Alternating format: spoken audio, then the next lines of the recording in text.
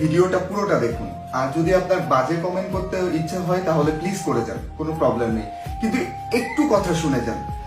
আসলে গণভবন যেদিন লুট হয়, আমি না ওই দিন গেছিলাম, গণভবন লুট হচ্ছে যে সময়, সে সময় দেখেছিলাম সবাই লুট করছিল।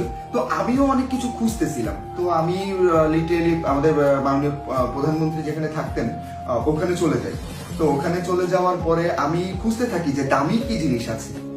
তো দেখলাম যে উনি তো সেই আমাদের মতোই আর কি, কাঠের চেয়ার, কাঠের পালঙ্গ, একটা মিডিয়াম সাইজের একটা টিভি, একটা সেটাও বাংলাদেশি কোম্পানি, ওয়ালটন কোম্পানি, এবং একটা এসি, সেটাও ওয়ালটন কোম্পানি, অ্যান্ড একটা বুক সেলফ, একটা র্যাক। তো আমি তো ভেবেছিলাম অনেক বেশি কিছু পাওয়া যাবে, যেমন ধরুন হচ্ছে গুচি, তারপরে হচ্ছে শ্যানেল, এরকম কিছু পারফিউম পাওয়া যাবে, বা ওনার মানে অনেক বেশি দামি কিছু পাওয়া যাবে। যেমন উনি তো একটা দেশের প্রাইম মিনিস্টার, এবং সবার কথা অনুযায়ী উনি অনেক মেরেছেন টাকা, অনেক খেয়েছেন টাকা।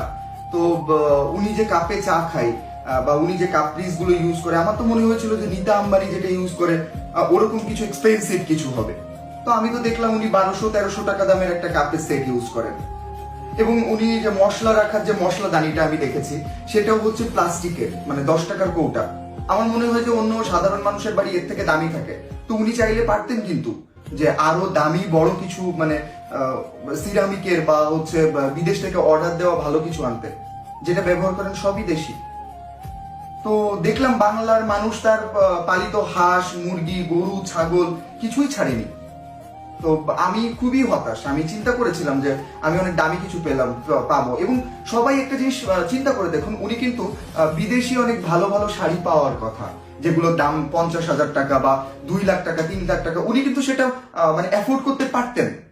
কিন্তু অবশেষে দেখা গেল কি, টাঙ্গাইলের কিছু শাড়ি এবং বাংলাদেশের জামদানি কিছু শাড়ি, সেগুলোর দাম আপনারা খুব ভালোভাবে জানেন।